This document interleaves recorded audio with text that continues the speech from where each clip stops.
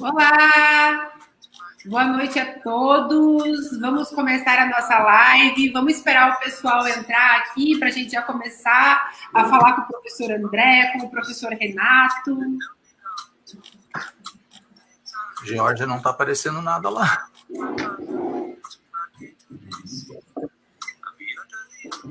Agora sim. Hoje a gente vai falar de geoprocessamento. Vamos lá? Viu, Georgia?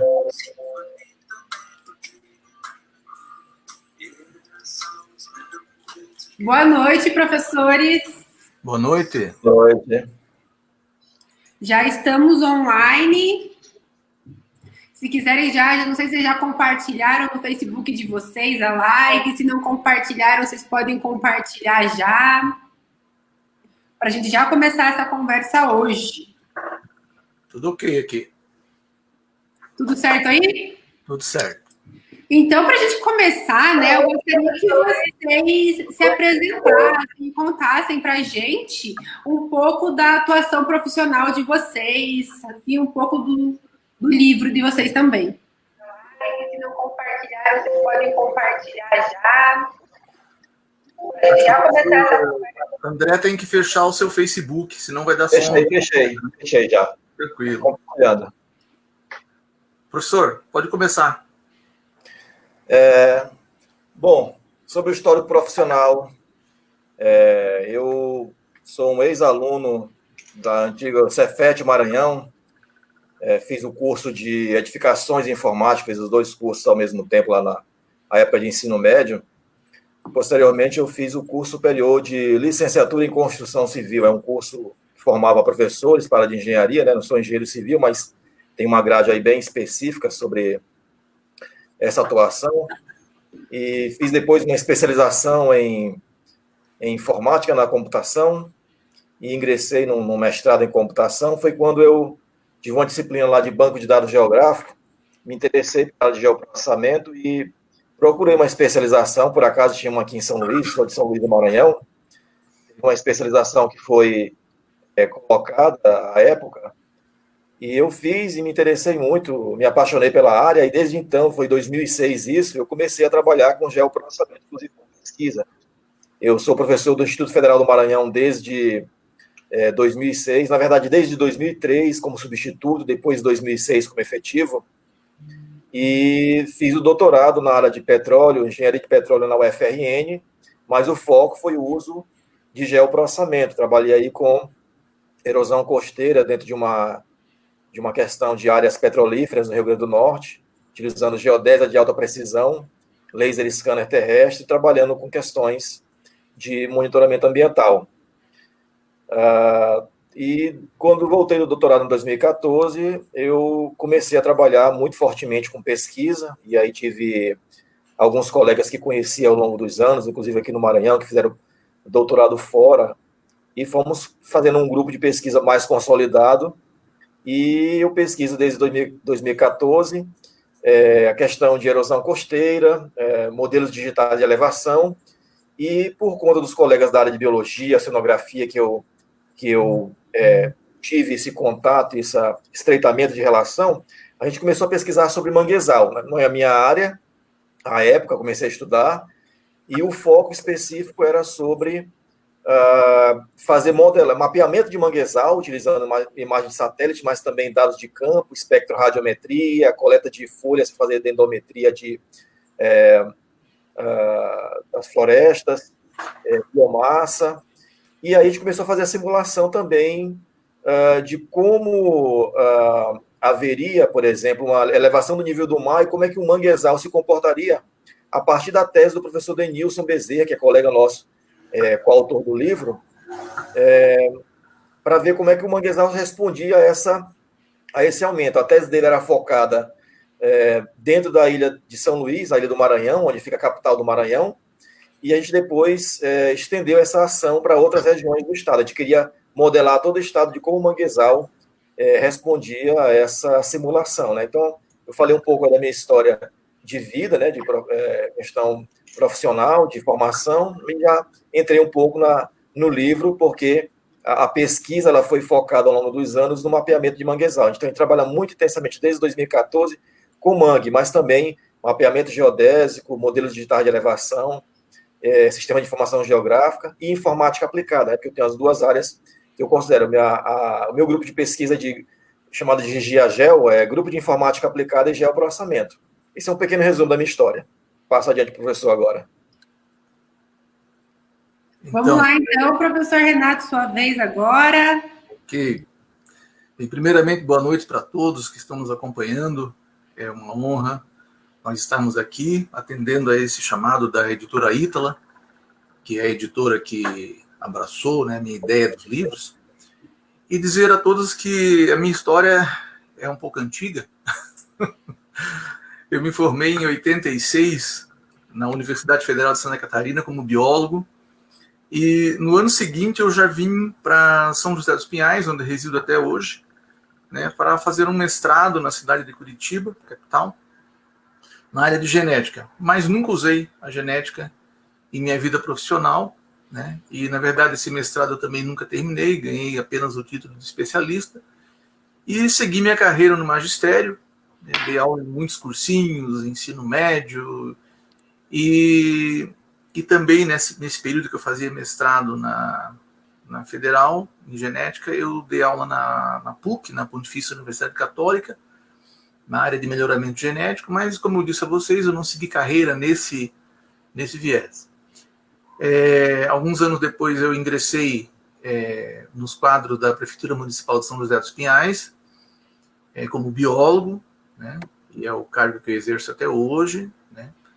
Já estive trabalhando na Secretaria da Saúde, né, depois fui para a Secretaria de Meio Ambiente, e hoje eu trabalho na Secretaria de Agricultura e Abastecimento do município, e lá eu coordeno o Centro de Controle, o setor de geoprocessamento rural. Eu falei Centro de Controle porque quando eu estava na saúde, eu ajudei a criar o Centro de Controle de Zoonose da cidade, por isso que eu acabei falando sobre isso. Mas o fato foi que quando eu estava na Secretaria de Meio Ambiente, labutando, né, trabalhando na difícil área do meio ambiente, eu fui cedido por 2 anos ao Ministério Público do Estado do Paraná, e lá eu conheci uma pessoa muito querida, que é meu amigo até hoje, né, Dr. Edson Luiz Peters, e ele vendo a necessidade do grupo, né, era um grupo interdisciplinar, eu era o biólogo do grupo, né, para fazer as vistorias a campo, para verificar problemas ambientais.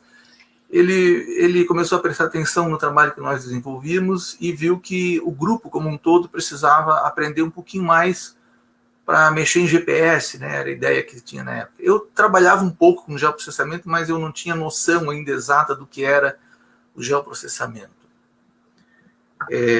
Alguns anos antes, em 2005, eu tinha feito uma especialização na PUC, né? E fiz todo um trabalho de geoprocessamento sem, confesso, nunca ter mexido com ferramentas de geoprocessamento. Eu tinha a ideia na minha cabeça, que era um mapeamento de uma bacia, de uma subbacia hidrográfica, e eu fiz um estudo de análise temporal, porém, como se diz, no facão, né? Porque eu não tinha as ferramentas, eu não conhecia, e ainda era muito incipiente nessa época, de fato. Bem, então, estando lá no Ministério Público, fomos fazer um curso na Universidade Federal do Paraná, para aprender a lidar com GPS. Eu era o único que tinha uma boa noção já disso, né? E esse promotor, ele queria estender isso para todo o grupo. Só que o curso era muito mais do que mexer em GPS, era um curso de geoprocessamento, uma introdução ao geoprocessamento. E eu, vendo aquilo ali, eu pensei, puxa, mas essa ferramenta, se eu conhecesse antes, quando fiz o meu trabalho na PUC, né, meu trabalho de especialização, eu poderia ter feito um trabalho melhor. E comecei a gostar disso e perguntei para a professora Soni, que era a coordenadora desse curso, se havia possibilidade de a gente fazer um mestrado e ela ser, no caso, uma co-orientadora, né? Eu acabei ingressando no mestrado e foi ali que eu aprendi a lidar com geoprocessamento, com aquelas ferramentas ainda que tinha no laboratório de geografia, né, de geoprocessamento, que era o IDRISE, é um SIG bem assim antigo, né? nem sei se continua ainda existindo aquilo, mas era o que tinha lá.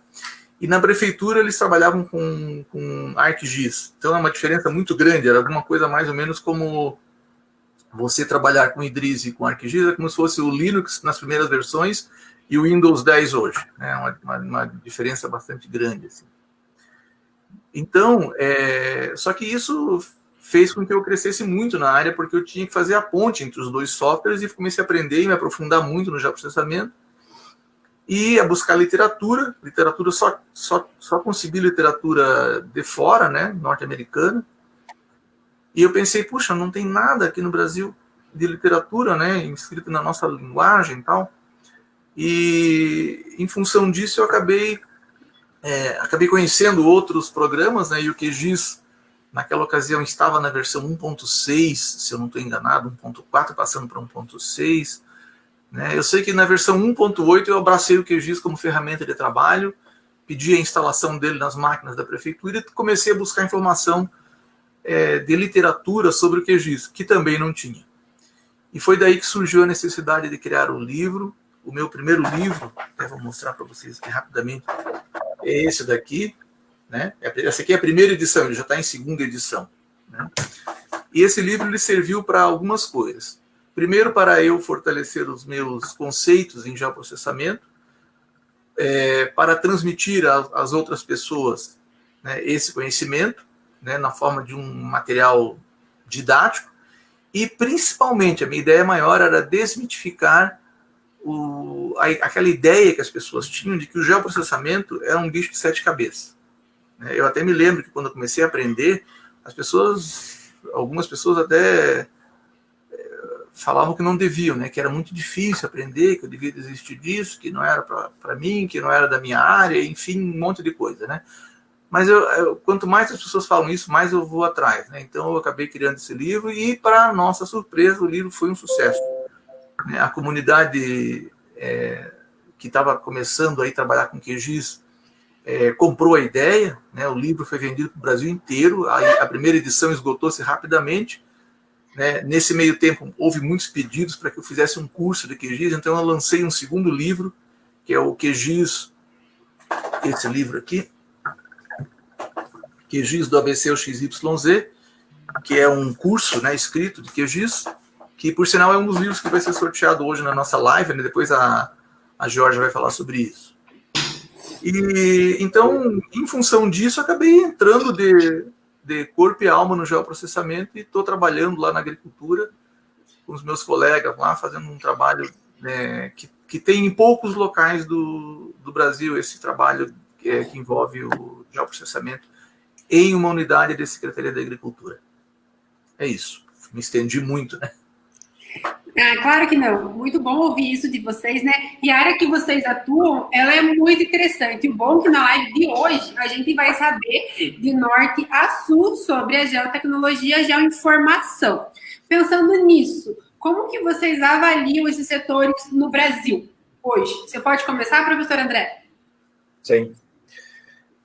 Bom, a gente fala um pouco sobre geotecnologias, geoinformação, e acaba englobando o termo geoprocessamento, né? Então, ela vai meio que abarcar ambas os termos.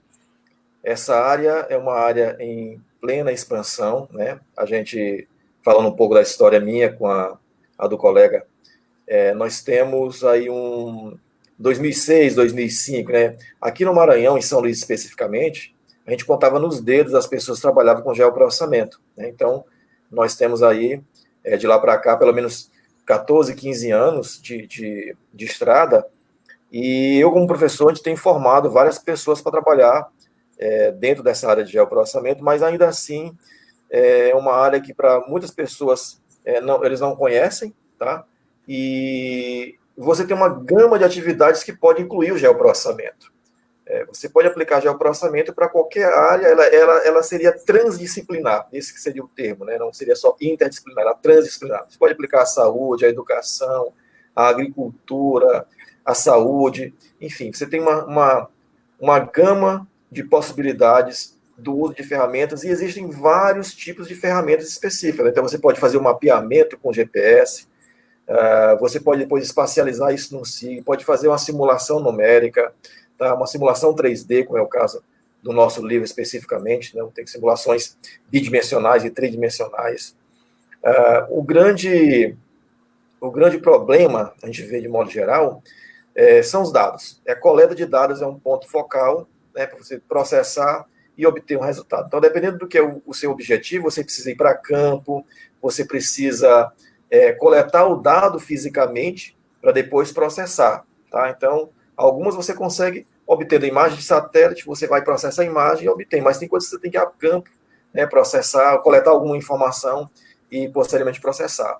Então, eu vejo como um mercado em plena expansão, com várias possibilidades, com falta de profissionais. Então, dependendo da área da empresa que trabalha dentro desse setor, falta profissional e profissional especializado, né?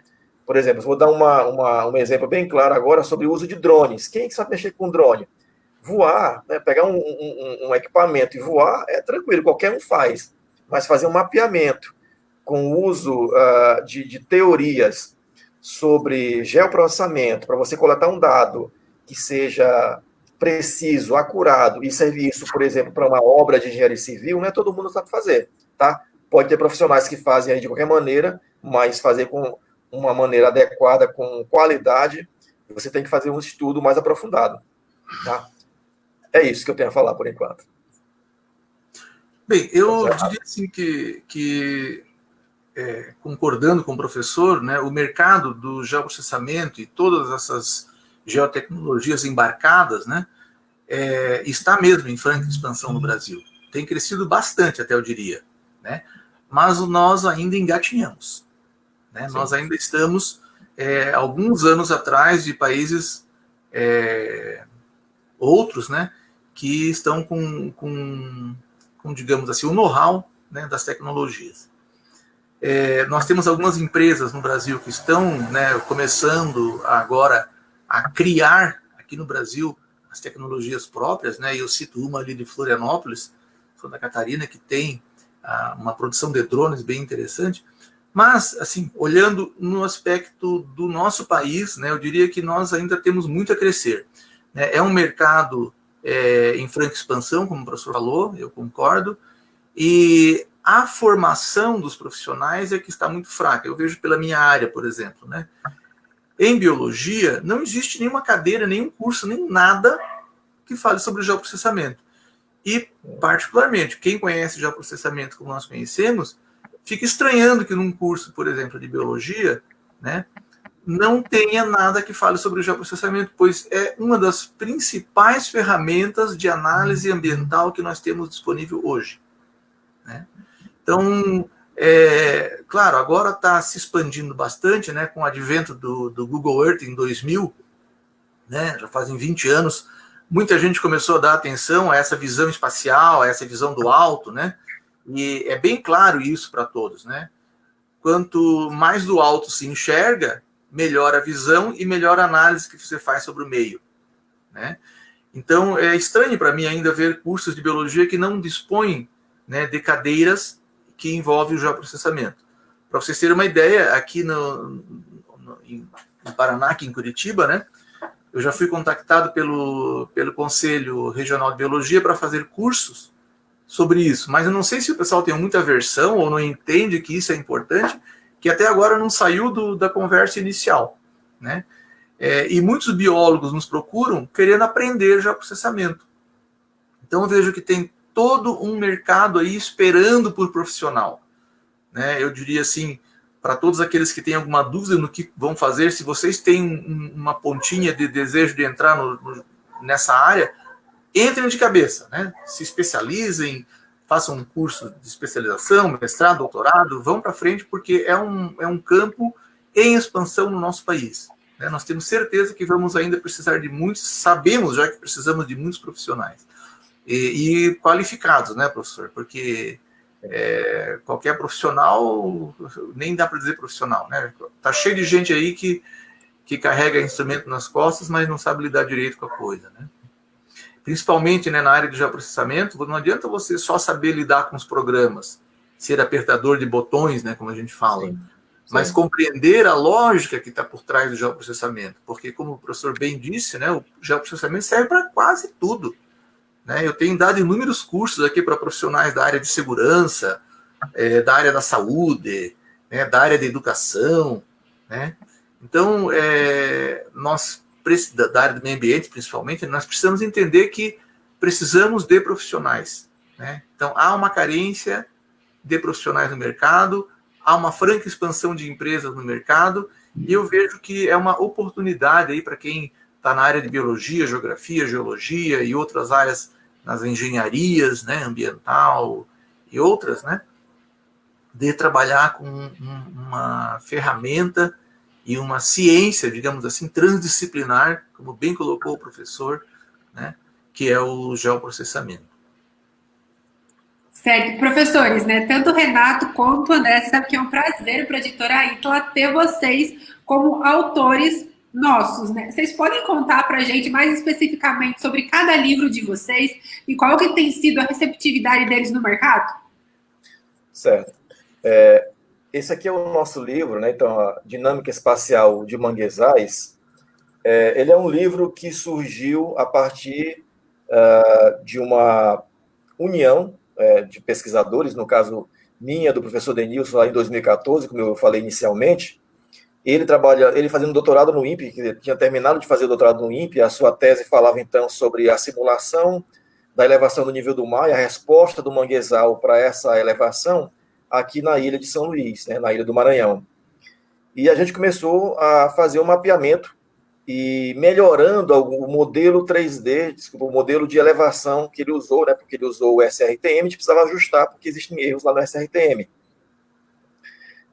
Daí nós tivemos aqui a grata satisfação de ter aprovado um projeto de internacionalização dentro do IFMA, do qual eu sou professor, e esse projeto era com colegas franceses, lá da universidade, de uma escola técnica francesa chamada EFREI. Então, tem um coautor, que é o professor Dário, está lá em Paris, sendo professor da área de computação, e a gente começou a fazer uma melhoria do código computacional. Então, eu sou do departamento de computação aqui do IFMA, mas dou aula na engenharia, como o professor falou, não existe disciplina de geoprocessamento nos cursos de graduação, né? Aqui na minha instituição, eu coloquei uma disciplina dentro do curso de engenharia, e os meus alunos, de modo geral, quando trabalham com pesquisa, eles vão fazer a disciplina comigo para poder, inclusive, trabalhar com pesquisa. Daí, com esse projeto lá da França, a gente, mandando alunos para a França, também falando com os alunos franceses, aqui no Brasil, desenvolvemos, então, uma série de dados de simulação, não só melhorando a simulação bidimensional do professor Denilson, mas também fazendo simulações 3D, né? Porque a gente queria enxergar algumas coisas em relação à área urbana, né? Não só o manguezal é a área urbana. Então, o nosso livro, ele faz uma abordagem de autômatos celulares dentro da área de computação, né? Para as pessoas entenderem um pouquinho lá do próximo capítulo, que fala sobre o modelo que a gente utilizou, o modelo BR-Mang do professor Denilson. A gente fala sobre uma modelagem computacional também feita para melhorar o desempenho desse BR-Mang. Tá? O professor Denilson descreve no capítulo 3 sobre o BR-Mang em si. O outro capítulo, então, a gente já vai trabalhar com uma simulação tridimensional, onde tem um aluno do mestrado, David, que é o coautor, foi orientado pela professora Carla Fuch, que hoje está trabalhando no ITA, né, e fez doutorado no INPE também. Então, ele faz uma simulação de uma região muito importante aqui na ilha, chamada o bairro de Ponta da Areia, onde tem os apartamentos mais caros da cidade, e é uma praia, é uma península, chamada aqui Península, dentro da ilha, que corre o risco de ser inundada caso haja uma elevação do nível do mar, né? E o último capítulo a gente fala de uma outra simulação, no extremo oposto da ilha, no município chamado Raposa, onde é um município bastante pobre, a maior parte das pessoas são pescadores, né? E lá a elevação é bem evidente. Na hora que você tem eventos de sizígia, de maré de sizígia aqui no estado, você tem inundações nessa região. Então, é uma região que está muito suscetível à inundação. Então, esse trabalho, junto com os colegas franceses, foi no intuito de melhorar o código computacional do professor Denilson, que foi escrito numa linguagem de programação chamada Lua, né, desenvolvida dentro de uma abordagem lá do TRME, desenvolvido pelo INPE, e a gente utilizou outras metodologias computacionais para fazer essa simulação 3D. O livro, ele foi muito bem aceito aqui pela comunidade científica, né? Nós tivemos a aprovação de um edital aqui da FAPEMA, do qual hoje eu sou o presidente, mas na época era um pesquisador, e fomos contemplados para publicar esse livro. Então, nós compilamos parte daquilo que a gente desenvolveu das nossas pesquisas dentro desse livro. As pesquisas, de modo geral, têm muito mais coisas sobre o manguezal do que só isso, né? Então, mapeamento com imagem de satélite, coleta de dados com espectro radiômetro, que coleta o espectro, né, com dados micrométricos, a dendrometria, como eu falei, cálculo de biomassa. Então, a gente tem uma série de locais aqui específicos que a gente faz o trabalho. Hoje, de leste a oeste do estado, nós temos o foco de pesquisa, não só na ilha, mas a oeste, no local chamado Reentrâncias. Tem até uma simulação que daqui a pouco eu vou mostrar dessa região, que é o capítulo 1 do livro. E hoje a gente está focado muito fortemente nas nossas pesquisas nos Lençóis Maranhenses, né, que é divulgado mundialmente como um local paradisíaco, mas que enfrenta grandes problemas ambientais, e a gente tem estudado ele não só no foco de manguezais, erosão costeira e outras questões de mudanças climáticas.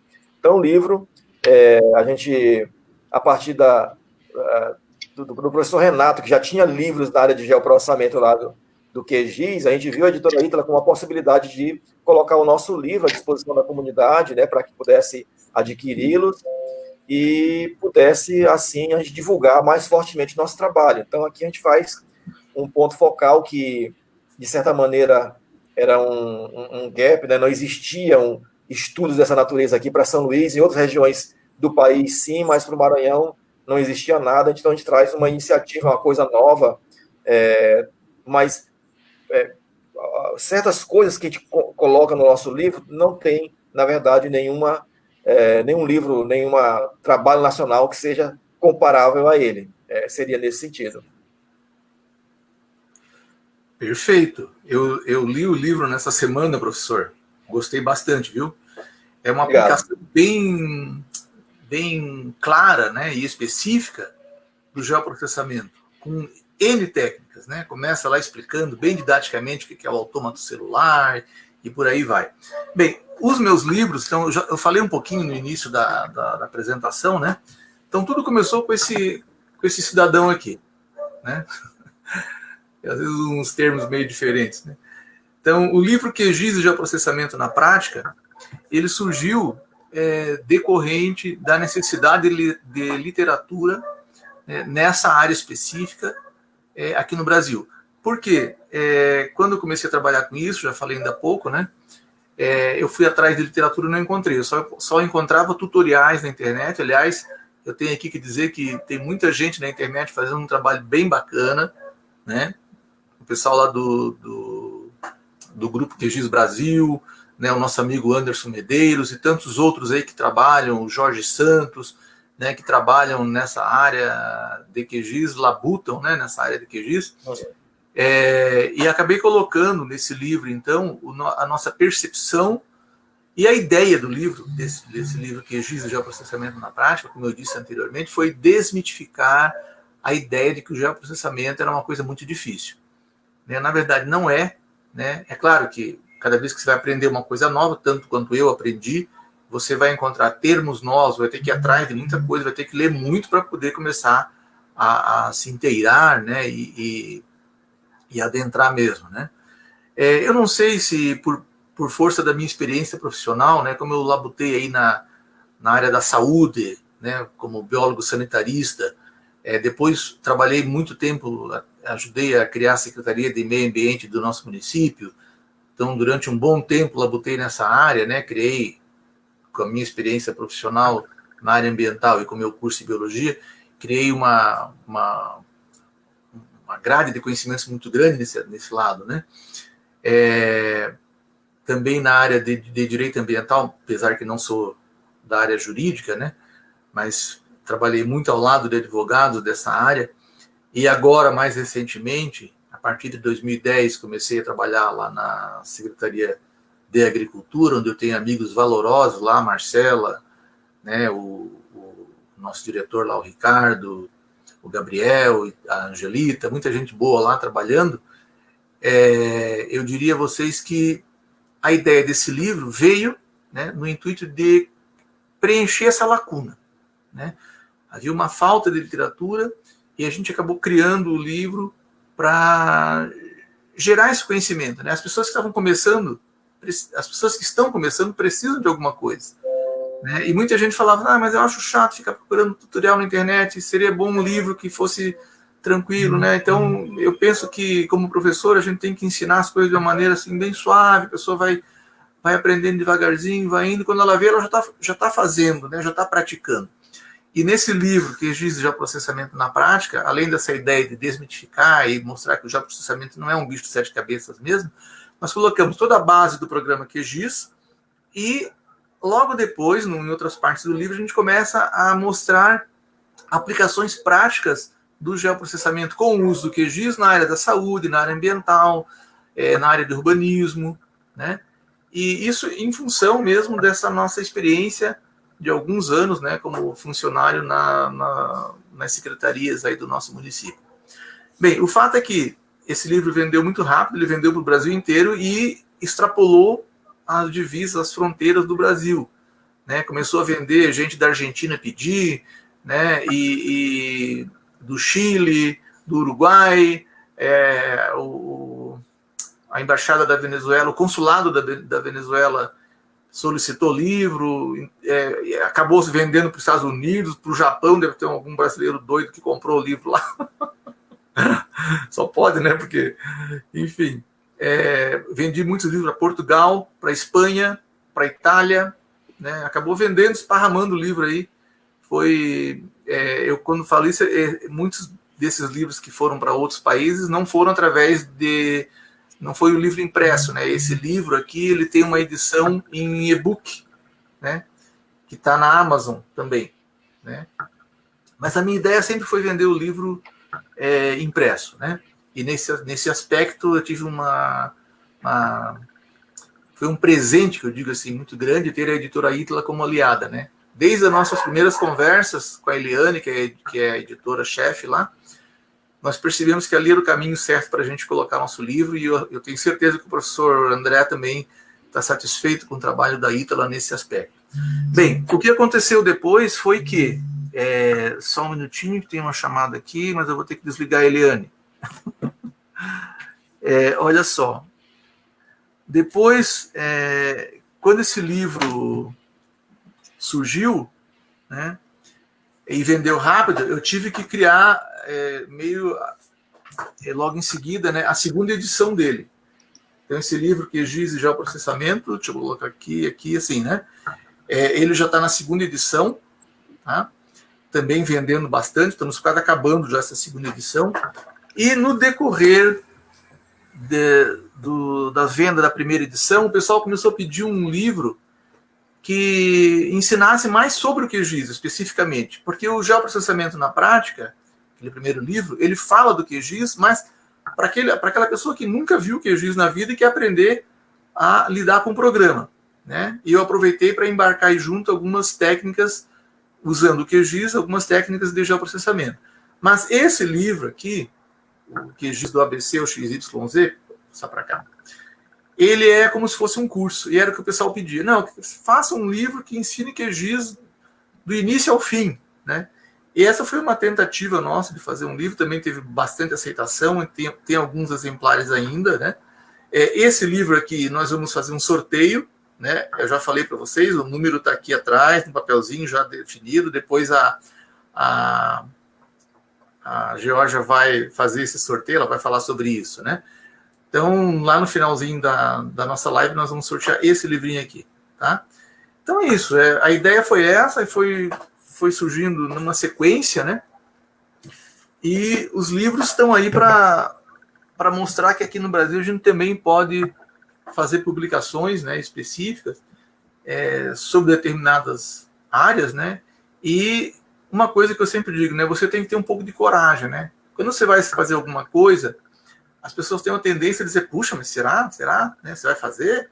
Né? Não, a gente tem que lá, não vai colocar qualquer coisa no mercado, né? Os nossos livros, eles têm todo um trabalho por trás, uma pesquisa, né? Mas a ideia, sim, foi fazer um livro que fosse fácil para as pessoas aprenderem a trabalhar com geoprocessamento.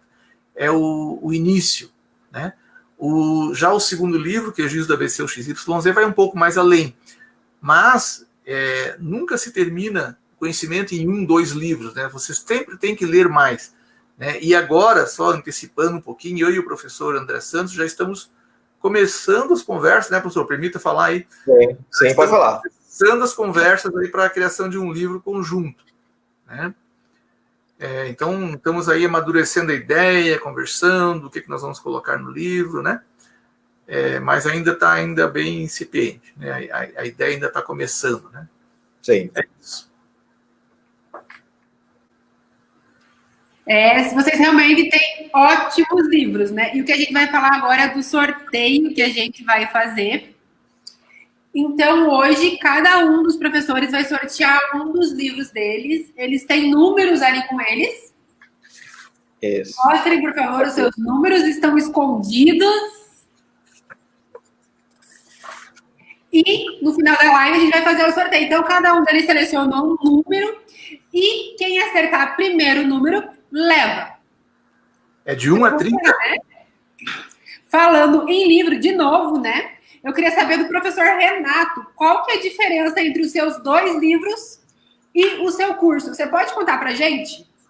Bem rapidamente, né? Porque eu já falei basicamente sobre isso, né? O livro QGIS de Geoprocessamento na Prática, ele tem por objetivo mostrar às pessoas o que é o programa QGIS. Então, ali a gente ensina todas as telas do programa, como realizar algumas análises, né? E como que isso pode ser aplicado em análises de geoprocessamento. E o outro livro, o QGIS do ABC ao XYZ, ele é bem específico sobre o QGIS, trabalhando o programa não somente nas partes mais básicas dele, mas indo além, né? Mostrando como se pode fazer, por exemplo, análise de imagens de satélite, né? Tem aqui eu vou pegar o livro na mão para lembrar aqui, porque é bastante coisa aqui, a gente acaba esquecendo, né? Então, a primeira parte do livro, que é a parte do nível básico, ele vai desde ensinar a mexer com o programa até a criar o primeiro mapa com o compositor de mapas, né? E a parte avançada começa lá mostrando todas as ferramentas de geoprocessamento, de análise, né? Georreferenciamento, trabalho com bandas espectrais de satélite, né? Extração, enfim, um monte de situações aqui. Utilização de modelos digitais de elevação, geocodificação, ferramentas para topografia, criação de mapas ipsométricos, modelagem 3D, delimitação de bacias hidrográficas, delimitação de APP, né? Então é um livro que já vai um pouco mais além. E os cursos vieram como uma consequência, né? Muitas pessoas dizem assim, eu não... Falavam para a gente, né? Eu até leio, mas eu prefiro um curso que eu esteja vendo a pessoa fazer, mexendo no programa. Então, houve essa demanda e a gente fez 2 cursos, né? Um curso básico e um curso avançado. Estão lá no site. Se você puder, Georgia, compartilhar a nossa tela agora. Então, aqui no nosso site, nós temos aqui, mostrando aqui os livros, né? O site é ecojustus.com.br, né? E aqui nós temos os 2 livros...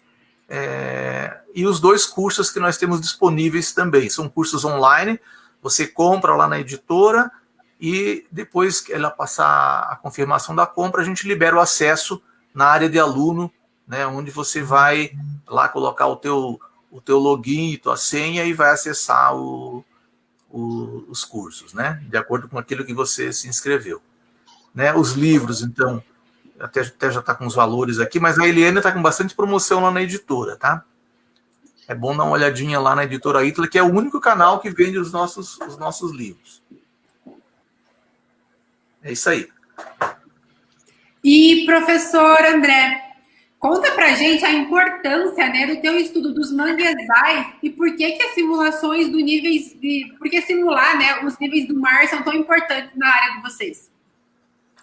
Então, o manguezal, falando um pouco biologicamente, né, eu falei, na minha área, mas eu tenho estudado bastante com os colegas, é um ecossistema muito importante para o nosso planeta. Primeiro, ele tem uma série de serviços, chamados serviços ecossistêmicos. Então, ele fornece alimento à população, né? Principalmente hoje, em muitos locais do mundo, alimentos para a população carente, né? De pescadores e ribeirinhos que estão ali naquela região e acabam se alimentando ali do caranguejo, usando até a madeira ilegalmente, né? Em muitos casos. Existem estudos que mostram que o manguezal também é um importante ambiente para diminuição de impactos, por exemplo, de tsunami. Então, em regiões onde houve devastação dos manguezais, quando tem um tsunami, né, ele vem com muito mais força, com muito mais destruição do que em locais que preservaram suas florestas de manguezal. Os manguezais, eles estão aí numa região muito mais próxima da linha do Equador, né, eles não estão nem muito ao norte, nem muito ao sul, existe um grau específico a norte e a sul, onde ele atua, né? O Maranhão, ele tem uma especificidade, mas o Maranhão especificamente, né, o Brasil, de modo geral, ele tem uma grande quantidade de manguezal. O Maranhão, ele tem a maior floresta contínua de manguezal do mundo, né, que vai aí do Pará até aqui a ilha de São Luís. Nós temos uma floresta que tem uma capacidade de absorver o CO2 muito mais intensamente do que outras florestas. Então, o manguezal é muito importante, não só a floresta, mas também o seu solo, né? Ele faz essa captura. E, hoje em dia, inclusive, em locais onde há reflorestamento, você pode considerá-lo como... você pode colocar lá a quantidade de floresta que você tem em bolsas de valores que trabalham com questões de moeda verde. Então, você pode colocar isso aí como compensação ambiental. Alguns países ainda fazem essa questão de comprar de países que preservam suas florestas, né? Principalmente na região aí da Ásia. Então, ele tem uma história bem específica, né? O manguezal, uma importância muito, muito clara para a gente, e ele está sendo devastado ao longo dos anos, por conta, principalmente, da expansão urbana. Então, muita gente, aqui em São Luís, tem esse problema, né?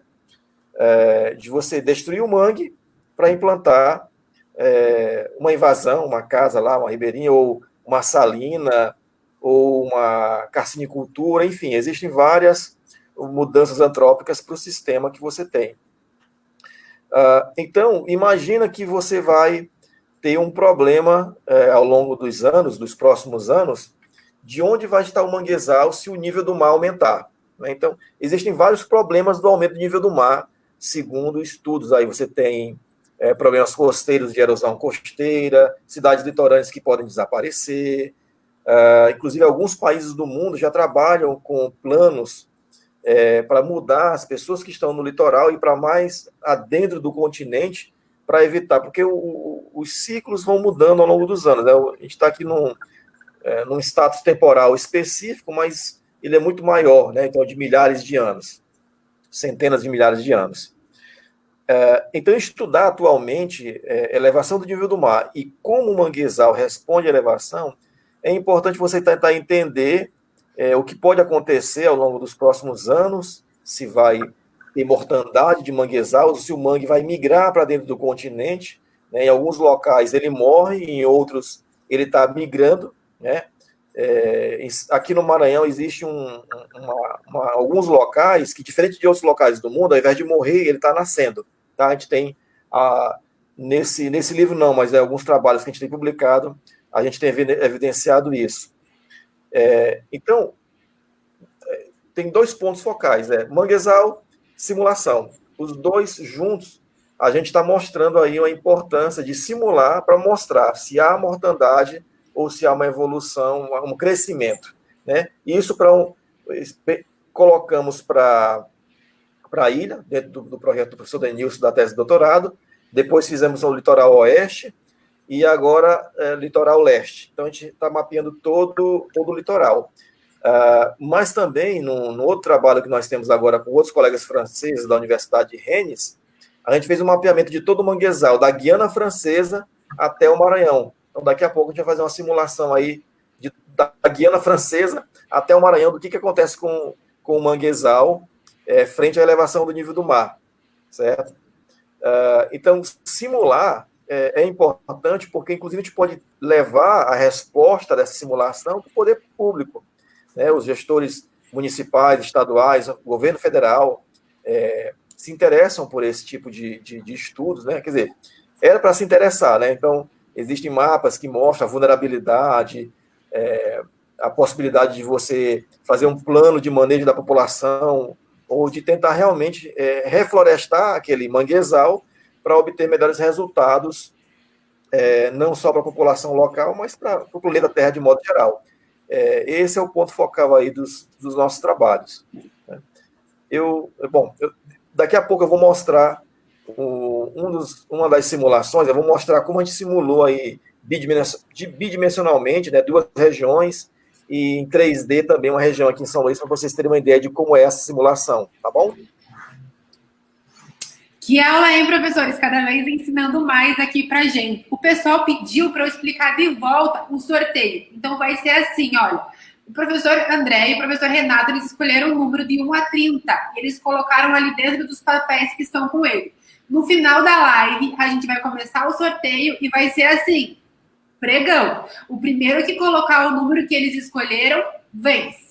Quem acertar o número do professor André ganha o livro dele. Quem acertar o número do professor Renato ganha o número dele também. A gente está com um monte de perguntas já aqui no nosso chat e a gente vai responder todas elas também antes do sorteio. Beleza, pessoal? Continuem aqui com a gente, participem, porque está muito bom ter vocês aqui com a gente. Vamos agora aqui para as próximas perguntas. A gente falou dos manguezais, né, com o professor André, e como a gente está falando de norte a sul do Brasil, vamos viajar um pouquinho aqui, vamos vir para o sul, falar agora do professor Renato, né, que ele tem bastante convites para palestrar até na Argentina. E, professor Renato, como que você vê isso? Nós estamos mais ou menos avançados que a Argentina na área de vocês. Você pode contar um pouco dessa tua experiência para a gente? Sim. Eu vejo que os 2 países estão mais ou menos ali, né, empatados. Né? Se a gente fosse fazer uma comparação, ainda que durante as minhas visitas à Argentina, a convite, né, do Ministério da Agricultura de lá, eu tenho percebido que eles estão assim, muito empenhados, né, talvez até mais do que nós aqui, empenhados em alavancar o geoprocessamento lá. Né? E a Argentina passa por uma crise violenta já faz alguns anos. Né? Eu tenho amigos argentinos aqui que certamente estão aí com a gente escutando a palestra, a gente sabe disso. Né? Nós também não estamos diferentes, né? Mas eu vejo que o empenho deles é muito grande. Agora, no todo, né, o geoprocessamento, como ciência e como uma nova, digamos assim, uma nova área de conhecimento que está abrangendo e tendo essa transdisciplinaridade, ele está puxando muitos profissionais de muitas áreas, e isso em todos os locais do mundo. Né? Parece que a humanidade agora está se preocupando com essa visão espacial das coisas, né? E as análises ambientais estão sendo muito trabalhadas, né? De uma maneira mais rápida, mais precisa, né? Saindo daquele achismo, né? Eu acho que é isso, eu acho que é aquilo, não. Porque o geoprocessamento, ele é essa ferramenta que te dá muita certeza na aplicação do conhecimento. Né? Então, a Argentina e o Brasil caminham lado a lado, né? Trabalhando junto. E você perguntou, né, da experiência lá. Então, em função dos livros, acabei me tornando conhecido lá na Argentina, né? Porque um colega nosso que está assistindo às palestras, o engenheiro florestal Alejandro Vargas, que é professor da Universidade Nacional de Misiones, da Faculdade de Ciências Florestais, da UNAM, ele nos convidou para fazer uma apresentação dos nossos livros lá, né, na cidade de Eldorado, onde fica a Faculdade de Ciências Florestais. E chegando lá, conhecemos o pessoal e acabamos conhecendo outras pessoas. A presidente do que seria aqui no Brasil o IBAMA, ela estava lá numa palestra, né? E isso acabou indo, um vai falando para outro, né? E e depois teve uma feira florestal na Argentina, me convidaram para palestrar também, para dizer o que a gente estava fazendo aqui, né, e eu mostrei todo o nosso trabalho da agricultura, mas assim, de norte a sul do Brasil, eu vejo que o geoprocessamento cresce, e lá fora também, né? Eu não quero me estender muito, porque o nosso tempo está meio que se esgotando, né, Jorge? Mas dizer que nós temos trabalhos muito valorosos no Brasil, né? Eu vou só mostrar aqui, se você puder compartilhar a tela. Aqui é lá desse pessoal da Argentina, né, do engenheiro Alejandro Vargas, né, mostrando a concentração de fornos de produção de carvão vegetal, né, pelos agricultores lá. Tem vários estudos lá acontecendo na Argentina. Eu selecionei esse dele, né, e tem aqui no Brasil, para a gente fazer uma ponte entre o norte e o sul, eu peguei um trabalhinho de um amigo nosso, o Dr. Giovanni Silveira da Silveira, que não sei se está assistindo aí a nossa apresentação, mas depois ele vê o vídeo, né, onde ele está fazendo um estudo da distribuição espacial dos casos confirmados de Covid-19 no Mato Grosso do Sul, né? Eu acho até que o professor André Luiz depois vai falar também que ele está fazendo um trabalho semelhante lá na região do Maranhão, né? Então, assim, de norte a sul do Brasil, todo mundo está se empenhando em usar as ferramentas do geoprocessamento, tanto quanto acontece lá na Argentina. E essas experiências que nós temos tido lá na Argentina, podemos fechar aqui, Jorge, as experiências que a gente tem produzido e feito lá na Argentina, pode tirar da tela, isso, obrigado, nos mostram assim, que quanto mais nós trocarmos experiências com os países vizinhos, né, melhor para nós e também melhor para eles, né? Eu acho que é melhor para a América do Sul. Eu tenho feito muitas viagens pela América do Sul, Argentina, Chile, Peru. Eu tenho visto que o pessoal está se empenhando em promover o crescimento do geoprocessamento nesses países. Certo, né, professor?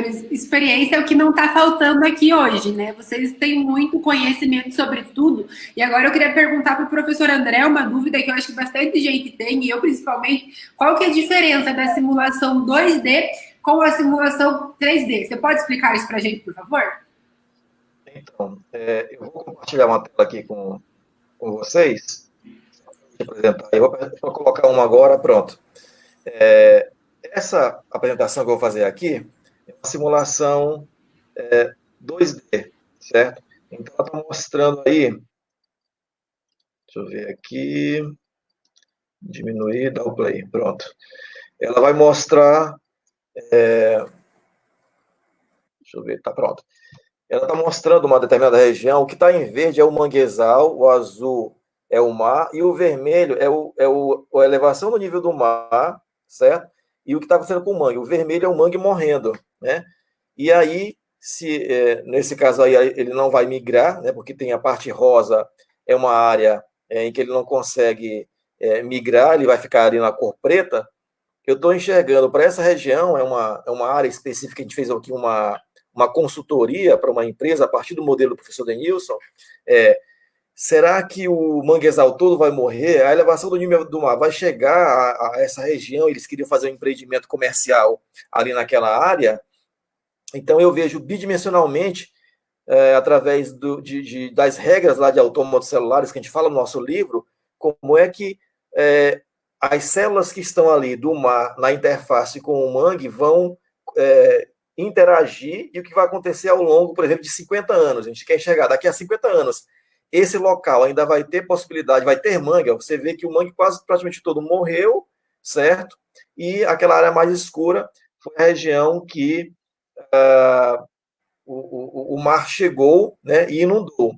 Eu vou agora compartilhar uma outra tela, Jorge, para você compartilhar aí com o pessoal a simulação 3D. Você compartilha a próxima tela, por favor. Só um minutinho. Compartilhar aqui. Pronto. Pode mostrar para o pessoal agora, por favor? Eu vou mostrar agora uma simulação 3D. Pronto. Estou mostrando aí, vou dar um play.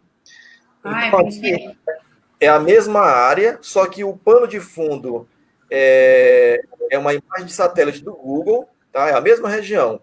E aí eu estou mostrando, está em branco a água, eu vou mostrando aqui em vários níveis. Isso aí está inundando mais do que aquele outro, porque eu quero enxergar qual era a cota máxima de água e até onde vai chegar, que é perigoso inundar tudo aquilo, certo? Então, ele vai dar uma mexida 3D, ele pega o quê? Ele pega o modelo digital de elevação dessa área, né? O modelo topográfico da área, e aí mostra os 3D, coloco como plano como sobre ele a imagem de satélite, então eu estou colocando em 3D, e aí eu faço regras computacionais que dizem, ó, elevou tal nível de água, se a topografia for mais baixa, ele vai inundar, ó. Repara que eu estou virando, ele dá a entender ali que está um 3D, ó.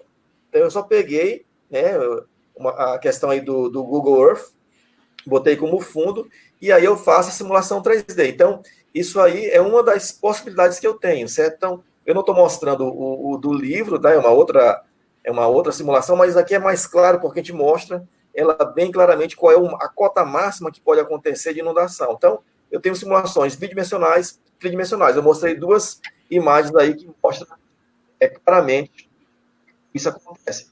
Para finalizar, eu vou compartilhar uma outra tela que também mostra uma simulação 2D. Tá? Deixa eu só abrir aqui. É um GIF animado que eu fiz, isso aqui faz parte do livro, que é, deixa eu ver bem aqui, pronto, pode compartilhar. É das reentrâncias maranhenses. É a área que eu falei que tem a maior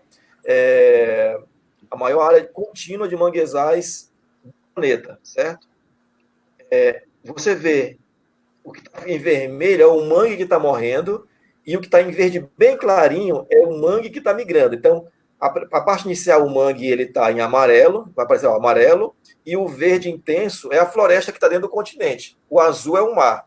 Então, você vê aí, até 2100, a simulação que a gente fez, de acordo com o que o painel, o IPCC, né, o painel intergovernamental de mudanças climáticas, fala que vai aumentar pelo menos 1 metro, mas pode chegar a 2,5 metros, a gente vai fazendo simulações e vendo, ó, até 2100, esse mangue morre ou migra, né? Então você vê que boa parte morre, certo? Pouco migra.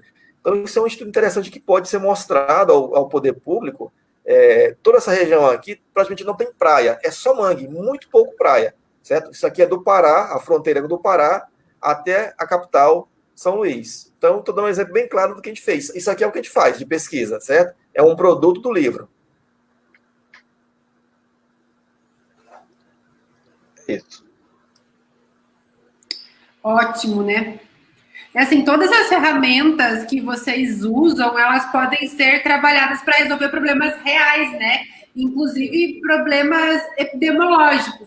Você pode começar falando sobre isso, professor Renato? Então, aqui em São José dos Pinhais, né, como eu sou funcionário público, e muito embora trabalhando na agricultura, né, muitos outros profissionais de outras secretarias nos procuram para implantar geoprocessamento nas suas secretarias. Então, eu não sei se pelo fato de eu já ter trabalhado um bom tempo na Secretaria da Saúde, fui procurado por um pessoal de lá para dizer como é que a gente poderia alavancar o geoprocessamento na Secretaria da Saúde. E eu perguntei, por curiosidade, como se eu já não soubesse, né, como é que eles faziam os mapas de anotação dos agravos, né, que os agravos seriam as doenças, né, que ocorrem no município. Então, me disseram que ainda estavam colocando alfinete, né, no mapa do município, colocando alfinetezinho para mostrar que aqui ocorreu um caso disso, um caso daquilo, cada alfinete com uma cor indicando, né. Falei, gente, nós já estamos na era digital, né, está na hora de a gente usar o geoprocessamento na saúde. E daí começamos a implantar, fizemos acho que 3 cursos com o pessoal da Secretaria Municipal de Saúde, para que a vigilância epidemiológica pudesse fazer uso dessas ferramentas, né, que são de excelência para eles, né? Porque uma vez que você faz a geolocalização dos agravos, fica muito fácil trabalhar com estatística e fazer todas as análises possíveis, né, do ponto de vista epidemiológico, né, do número de ocorrências de doenças, né, no município. E nessa mesma esteira aí de solicitações, a gente fez a mesma coisa para a Secretaria Municipal do Meio Ambiente. Então, nós demos cursos para eles, mostramos como é que se faz o mapeamento de áreas de preservação permanente, como é que você pode pontuar, né, as ocorrências de crimes ambientais, né? Então, cursos, né, para aplicação básica e prática das ferramentas de geoprocessamento com o uso do QGIS, que é um software livre, né? A prefeitura não teria custo algum para implantar isso. E também com o pessoal da Secretaria de Segurança, que também realizou alguns cursos conosco para a criação também de um setor de geoprocessamento voltado, no caso deles, né, para o mapeamento dos crimes, das ocorrências criminais do município.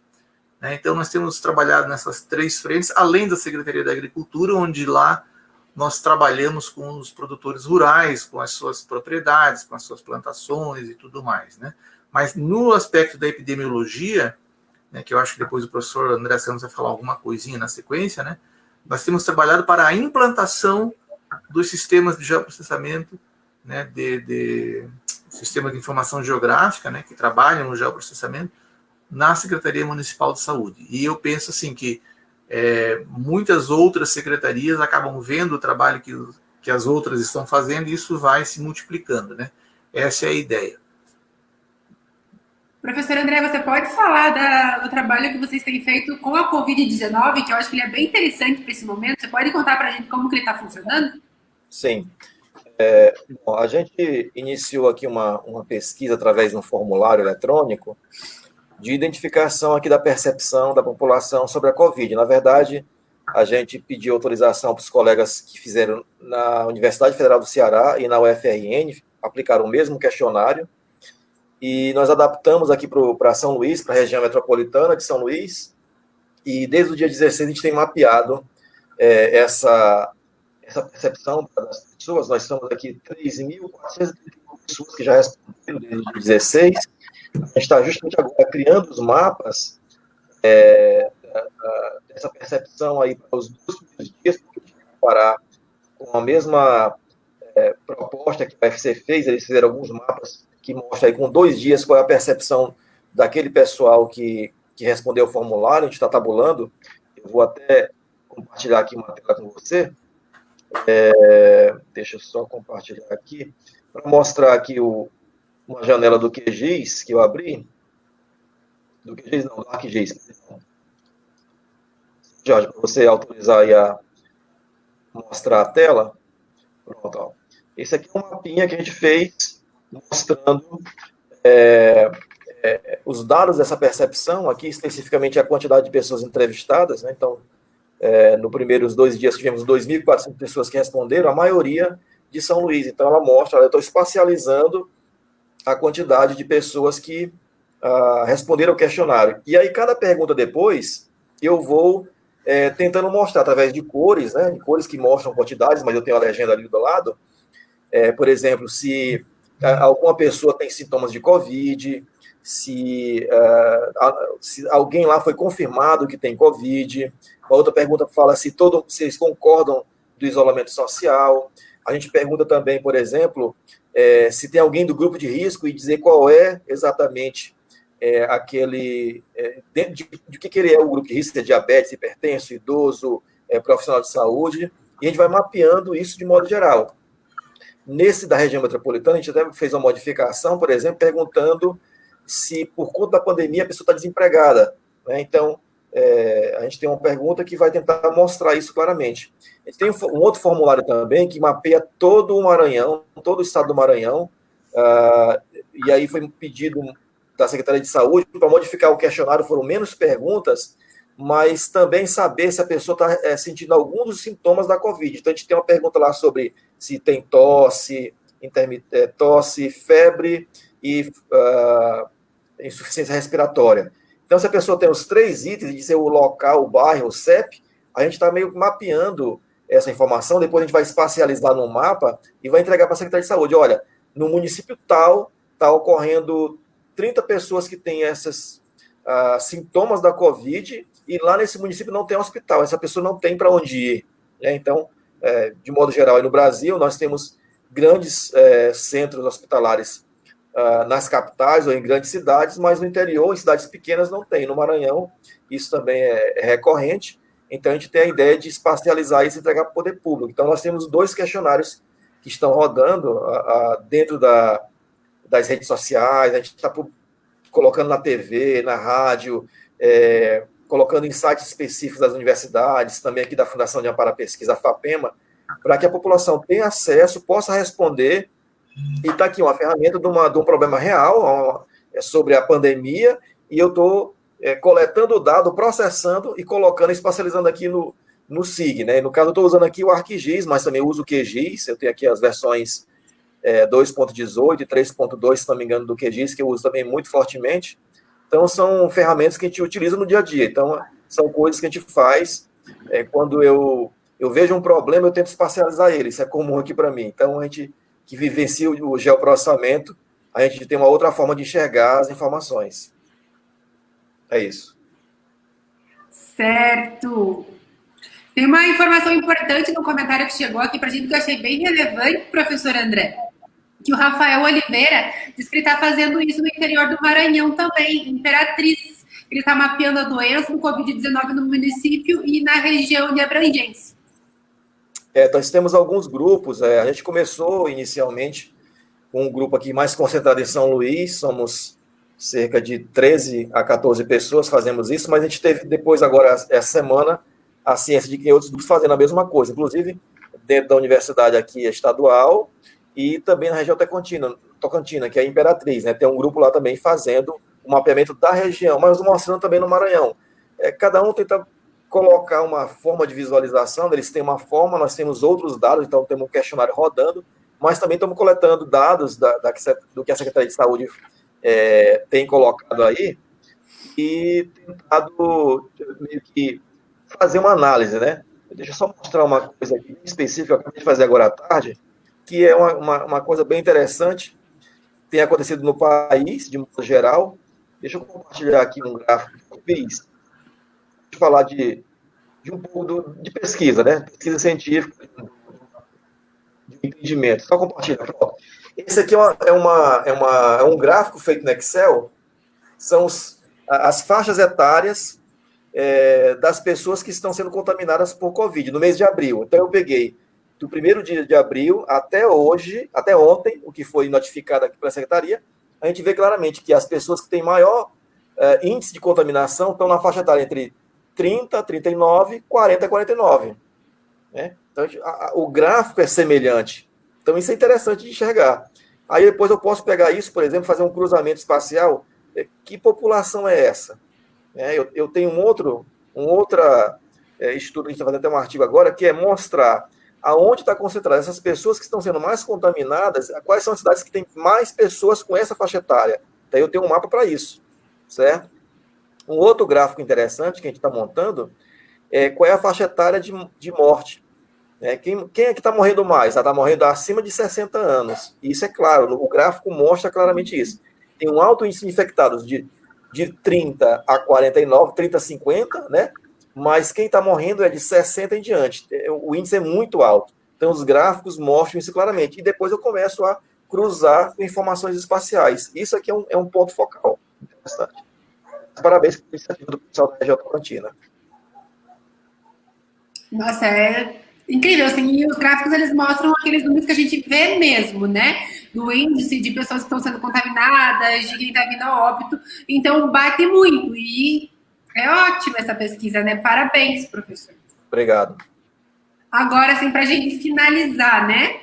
Nossa última pergunta para vocês, antes de abrir para a pergunta do pessoal, que tem bastante perguntinha para vocês responderem, eu queria saber de vocês como que vocês veem o futuro da geotecnologia e da geoinformação nos municípios de vocês e no Brasil. Vocês podem falar um pouco disso para a gente, por favor? Eu começo, Renato? Vou começar então, para a gente fazer não ficar... Para não ficar, né? Começa, Renato, que o André estava falando até agora, vamos passar a bola aqui para o professor. Eu diria assim que o geoprocessamento no Brasil está crescendo, né? E, consequentemente, todas as unidades da federação, os estados e também os seus municípios vão crescendo. É claro que a gente sabe que a realidade da maioria dos municípios, principalmente do interior do estado, ainda tem muita carência, né? Mas se tem carência, significa que a tendência futura é melhorar, né? Então, por isso que eu digo assim, eu vejo um mercado crescente, eu vejo um futuro muito bom, né, na área do geoprocessamento no Brasil. E para vocês verem como o geoprocessamento é poderoso e é transdisciplinar, eu vejo o exemplo aqui na própria live, né?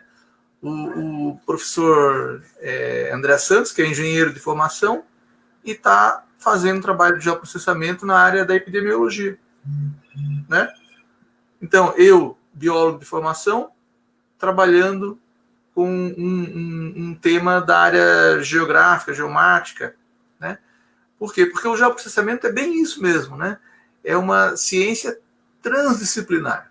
É uma nova modalidade de conhecimento que abraça tudo, né? E abraça mesmo, né? Se a gente for olhar, então, uma atividade que tem essa característica de transdisciplinaridade só tende a crescer. Né? Porque eu vejo pelos meus alunos dos cursos, pelas pessoas que compram um livro, né? A quantidade e a diversidade de formação das pessoas que compram um livro e que vão aprender QGIS é muito grande. Tem engenheiro civil, tem arquiteto, tem biólogo, geógrafo, geólogo, tem gente de tudo quanto é área, até médicos, né? Também estão adentrando nessa área em razão mesmo dessa questão da epidemiologia e das doenças, né? Então eu vejo sim que é promissor. O futuro é muito promissor. Essa é a minha opinião. Bom, concordando com o que o professor Renato falou, realmente tem tudo isso que ele já colocou, né?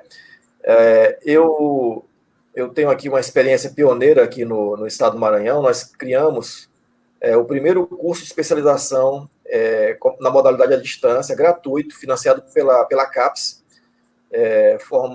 Tivemos uma turma de praticamente 50 pessoas, formamos aí pouco mais de 36 pessoas, né? Tem algumas pessoas que estão terminando ainda o trabalho ou tiveram alguma pendência na disciplina para pagar. Então, aqui a gente formou pessoas de diversas áreas, né? Não só da geografia, meio ambiente, engenharia, arquitetura, para trabalhar com geoprocessamento. Pessoas que tinham a ideia sobre geoprocessamento e a gente conseguiu formar essa turma. A gente tem a ideia de depois abrir uma nova turma assim que a CAPES aprovar uma nova turma aqui no Maranhão, mas foi uma experiência muito exitosa, não teve nada parecido. Todos os cursos geralmente são presenciais ou são de escolas particulares, mas dentro de uma instituição como é o IFMA, promover esse curso foi muito bom, né? Uma experiência muito boa para mim como coordenador também. Essas pessoas, elas se capacitaram, mas, assim, nós tivemos várias disciplinas. A gente não dá para abarcar todo o conhecimento de geoprocessamento, é muita coisa, né? Tem pessoas que trabalham com geoprocessamento só sobre uma coisa específica. Por exemplo, geoestatística é uma área muito nova, assim, tem gente que trabalha ali só com isso, tá? Mas, por exemplo, não é minha expertise, eu não trabalho com geoestatística, né? Modelagem numérica, né? Simulação. Então, o colega Denilson é especialista em simulação, o foco dele lá é simulação. Eu tenho um entendimento sobre simulação, né? Qual é o meu forte? Por exemplo, mapeamento com GPS. Então, a geodésia é o meu forte, porque eu trabalho desde o ensino médio com a topografia e evoluir para a geodésia com GPS. Então, muita gente não sabe trabalhar com GPS. O SIG. Então, o SIG não é simplesmente a pessoa que vai apertar botão. A pessoa tem que entender o porquê que ele vai ter que usar. Inserir o dado, processar e como apresentar. Então, eu estava até discutindo com os colegas aqui sobre os mapas, sobre as cores que vão ser usadas, né, para mostrar aquele dado, né? Então, não é qualquer cor, tá? Então, geografia tem entendimento, a biologia tem outra, a engenharia tem um outro, e aí você tem até uma briga com os colegas, né? E tudo isso voltado agora para tecnologias na nuvem, né? Então, você tem agora o Google Earth Engine, né? Então, você tem que aprender um pouquinho de programação, não precisa mais baixar a imagem de satélite, processa tudo na nuvem, o Google te permite deixar lá no Google Drive e você depois baixa, certo? Você tem aí a questão de diversos satélites que estão sendo colocados e disponibilizados com alta resolução. Então, tem satélite francês, da União Europeia, satélites americanos, alguns são gratuitos, outros são pagos.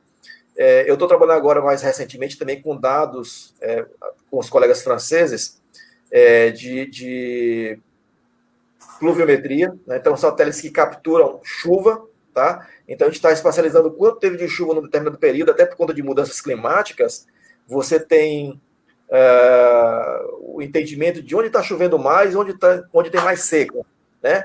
E aí, por exemplo, a gente precisa aprender uma nova linguagem de programação, R, né? Que é uma linguagem estatística, mas que está sendo muito utilizada em muitos pacotes prontos que trabalham na área de geoprocessamento. Tem um Python também para programação. Então, tem uma série de áreas que você tem que entender um pouco, né? Você não precisa ser especialista em tudo, mas você precisa entender para poder depois focar naquilo que talvez seja o métier da sua área de trabalho, né? Fazer parcerias também é importante. Então, a gente falou da parceria com o professor Renato, de fazer talvez um terceiro livro aplicado com algumas ideias que eu tenho, algumas ideias que ele tem. Isso é importante, disseminar conhecimento, né? É uma coisa que eu faço todo o tempo aqui com os meus alunos, eu não guardo a informação para mim, eu repasso, digo como se eu tenho um tutorial que eu achei, eu pego e passo, tá aqui o tutorial, eu fiz assim, faço também. Estava até mostrando agora para os colegas aqui no grupo, a gente estava com um problema de transformar CEP em latitude e longitude. Aí eu encontrei um colega que tinha lá um tutorial, que ele copiou de um tutorial americano, fez pelo Google Planilhas. Né? Tranquilo, fiz, coloquei, transformei. Pronto, depois espacializei lá no QGIS, joguei lá para os municípios e aí fiz a minha análise espacial. Então, o futuro tem muito espaço para todo mundo trabalhar, tem muita coisa, tá? Mas também é preciso se capacitar, certo? Então, procurar os cursos, né? Não é só... o começo é procurar também na internet, né? Então, no YouTube, alguns tutoriais. Os livros também são muito importantes, porque você tem um conhecimento consolidado da área, né? Mas se capacitar através de cursos, ou de uma especialização, ou até um mestrado, doutorado, acho que é o ponto focal. Tem área para todo mundo, e o futuro é bem promissor. Muitos países aí utilizam fortemente as geotecnologias. O Brasil está muito, muito, muito atrás de muitos países europeus e Estados Unidos, por exemplo. Mas nós temos muita coisa boa aí. Agora eu vou fazer a pergunta do pessoal aqui da live, né, dos nossos telespectadores. Eu vou começar com a pergunta do Rafael Soares. Ele perguntou o seguinte: eu gostaria de saber, professores, se os livros podem ajudar em área do continente, ou mesmo só na área costeira. No caso, o livro do Manguezal, né? Olha, a nossa simulação, a gente fez a simulação para o Manguezal, mas ela é adaptável, o código-fonte, você pode adaptar para o que quiser. O código que a gente tem hoje é para o Manguezal, mas a gente estava adaptando ele, por exemplo, para fogo. Tem uma dissertação do aluno nosso, de mestrado, comigo e Denilson, que ele pegou o fogo que aconteceu lá na Amazônia, a gente fez um mapeamento do fogo e começou a fazer um código para mapear a partir de uma determinada temperatura, né, a partir do que aconteceu no passado, qual é a ignição que pode acontecer fogo e para onde vai, de acordo com o vento, se está chovendo ou não, etc. Uma outra coisa também que a gente começou a fazer aqui, é um outro projeto que o Denilson fez lá para a região dos Lençóis, a gente estava tentando mapear como as dunas dos Lençóis maranhenses migravam. Então, eu fiz o levantamento com o GPS, com o quadriciclo nas dunas, a gente fez um modelo 3D, fez uma temporalidade, então fiz no mês, depois fiz no outro, depois fiz no outro, e a gente chegou como é que essa duna migrava. Aí ele começou a criar o código da duna. Então, o código, você vai criar o código a partir do entendimento físico, né? Você pode fazer para qualquer coisa que você pensar. Então, inundação, é possível inundação de rio. Choveu muito, transbordou o rio, é possível. Então, tentar pegar o código e mudar para aquilo que você está tentando trabalhar. É claramente possível. A próxima pergunta agora é da Maiara. Maiara Rafael, acho que é o Rafael, pelo que eu estava lendo ali nos comentários. Opa, eu também gostaria de perguntar para o professor André qual é a possibilidade do uso dessa ferramenta no auxílio das ações no combate ao Covid-19, por exemplo, que ele já respondeu, né, no tocante do isolamento social ou na migração de áreas mais afetadas. Essa parte das áreas mais afetadas, acho que disso a gente não falou, né, enquanto você estava explicando, que ele perguntou isso antes, ou falou? Falou, né, professor, onde que tem mais o convívio? Isso. Eu estou mapeando aqui onde é que tem mais casos, por exemplo, né? Mas também dá para fazer com a simulação. Você pode pegar o código e aí começar a ver essa curva de tendência, onde é que está aparecendo mais, depois tentar simular o que vai acontecer. A partir da quantidade de população, eu tentar espacializar, né, tentando entender para onde vai essa infecção. Tá? Existe, inclusive, nem o nosso código, existe um código aí que o pessoal usa para educação, eu esqueci agora o nome do programinha. Você tem vários programas que interagem, colônia de formiga, como é que é a infecção da AIDS, isso tudo são modelos reais que você pode colocar dados e simula como é que acontece. É a mesma coisa que a gente fez, só que uma outra linguagem, usando dados da natureza, que é o caso de manguezal. Eu vou fazer um adendo aí, que aproveitar, deixa. As ferramentas dos SIGs, e aqui a gente está falando mais do que GIS, né? Mas qualquer SIG, elas permitem a modelagem de qualquer coisa. Né? Se você quer estudar, por exemplo, como a pessoa estava pedindo ali, qual é a futura área de maior ocorrência dos casos de Covid, você faz os modelos no próprio QGIS, né? E a partir dali você vai, com as ferramentas disponíveis, vai criando, vai vendo, né? O próprio programa vai te mostrando na sequência o que vai acontecendo, né? Uhum. Mas os modelos que o professor coloca no livro, né? Com esse conceito de autômato celular, muito interessante, serve para qualquer coisa. Né? O professor já está falando, eu estou aqui reforçando, porque basta você mudar as variáveis e as regras, né, professor? Isso. As regras, você vai estudar o que você quiser.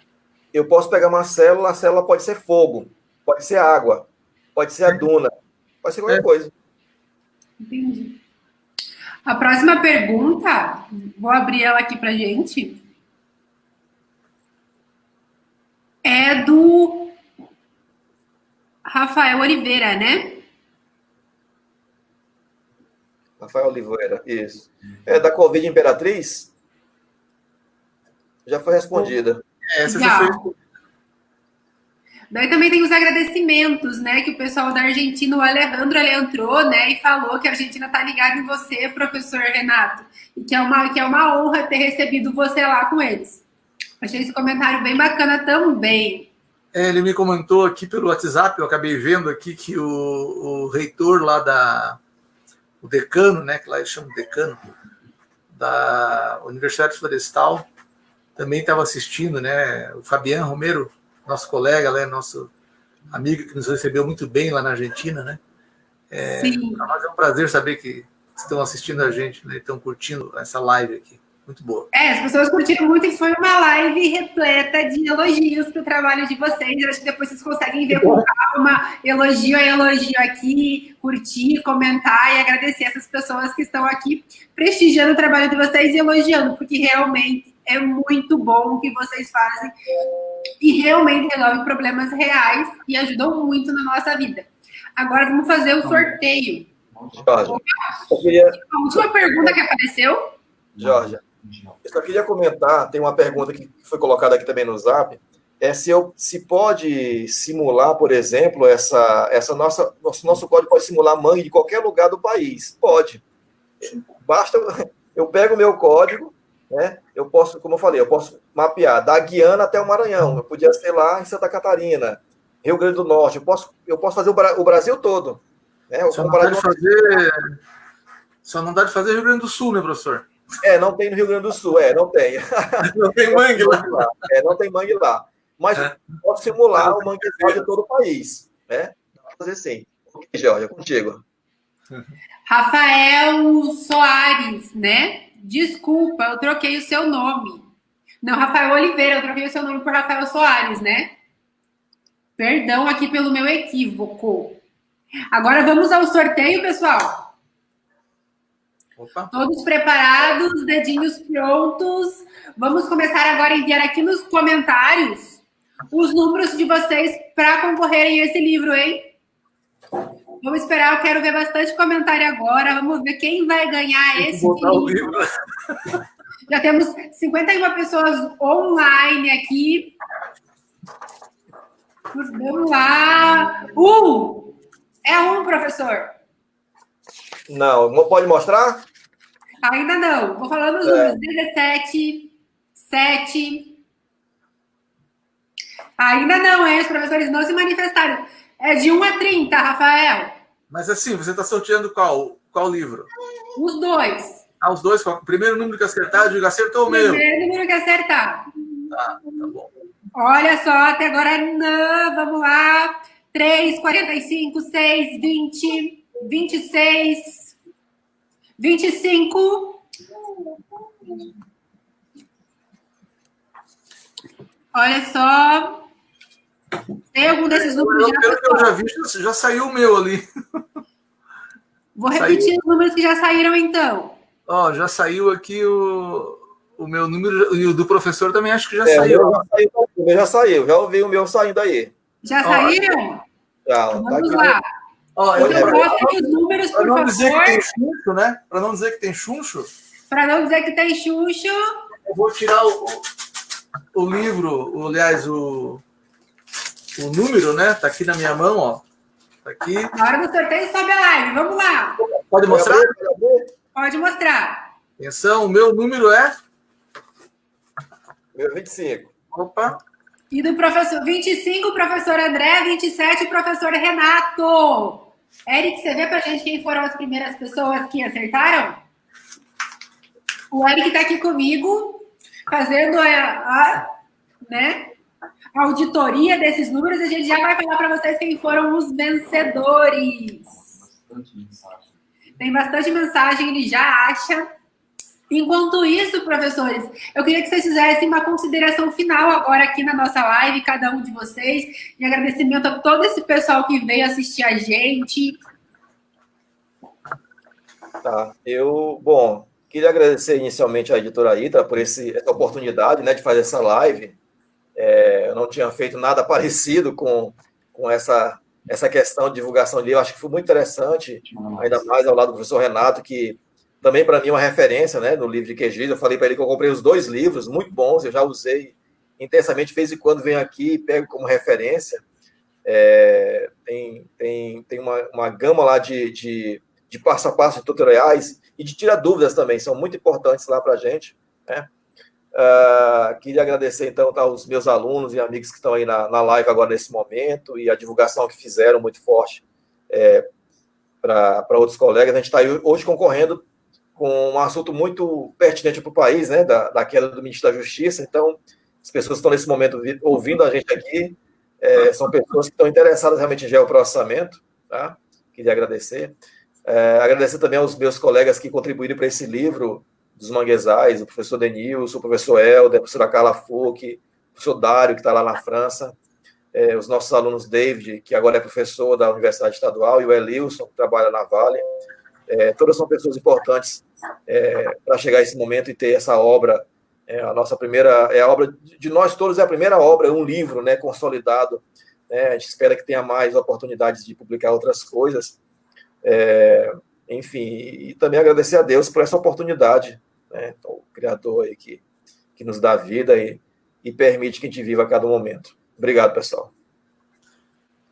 Obrigada, professor André. Agora você, professor Renato. Também só tenho a agradecer a oportunidade que a editora Itra nos tem dado já há tanto tempo, né? Desde o momento que aceitou o nosso trabalho, a publicação dele, né, todas as conversas com a Eliane, às vezes final de semana, 10 da noite, né? Então, tudo isso conta, né? Queria muito agradecer a Eliane, da editora Ítala, a você, Georgia, da agência, né, que está trabalhando, né, para que essa live aconteça, né? E, claro, agradecer a todos os meus colegas da Secretaria da Agricultura. Eu não vou nominar aqui todo mundo, porque é muita gente, né? Todas as pessoas muito queridas que trabalham conosco lá, a todas as pessoas que possibilitaram que a gente tivesse o nosso trabalho concluso, né? A minha família, a Deus, claro, né? Então, agradecer a todos que fazem com que a gente se sinta incentivado a continuar nesse trabalho de divulgação, né? De criação, né? E agora, penso que estreitam os laços, né? Agora é Paraná com Maranhão aí, né? Vamos ver o que vai dar isso aí, né, professor? Vamos trabalhar em conjunto, né? Eu tenho certeza, né, pelo pouco do que eu conheço aí do professor, que nós vamos conseguir fazer alguma coisa assim, né? Vamos ampliar, né, os nossos conhecimentos e com isso também ampliar conhecimento das outras pessoas, né? E aprender com elas também, como sempre temos aprendido, né? Porque a mensagem que tem a dizer é assim, né? Que na nossa vida nada depende só da gente, né? A gente depende sempre dos outros. E a gente tem que estar sempre com isso em mente, né? Meu livro não teria sucesso se os outros não comprassem meu livro, não comprassem a ideia, né? E assim a gente tem que pensar, né? No crescimento da ciência, no que ela pode trazer de benefício para a nossa sociedade, né? Essa é a nossa parte, aquilo que a gente faz, né, de contribuição, para que a gente transforme o pedaço que a gente mora e o país que a gente mora num lugar melhor para se viver, né? Nas dedicatórias dos meus livros, né, eu sempre coloco assim, né, esse livro é dedicado a todos aqueles que acreditam que o geoprocessamento pode transformar o mundo num lugar melhor. É isso, agora eu vou falar dos ganhadores. Vamos lá, rufem os tambores. Quem ganhou o livro do professor Renato foi Amanda Machado de Almeida. E o livro do professor André, o Adilson Borges. Parabéns aos dois. Por favor, enviem para a gente uma mensagem, um inbox com o nome completo de vocês, CEP, endereço, para que a gente possa estar enviando esse livro para vocês o quanto antes, ok, pessoal? E, né, agora a gente já se despedindo aqui de todo mundo, foi um prazer imenso estar com vocês essa noite. Eu queria agradecer muito o professor Renato, o professor André. A live foi perfeita, foi ótima. Acho que todo mundo conseguiu adquirir, né, mais conhecimento com vocês, foi realmente enriquecedor. Eu também quero agradecer aos autores da Editora Ítala que estiveram aqui com a gente. Muito obrigado, gratidão para vocês mesmos. E um detalhe, se você não ganhou o livro, não fique triste, porque o site da Editora Ítala, até domingo, está com 15% de desconto no site todinho, então você pode ir lá e adquirir seus livros.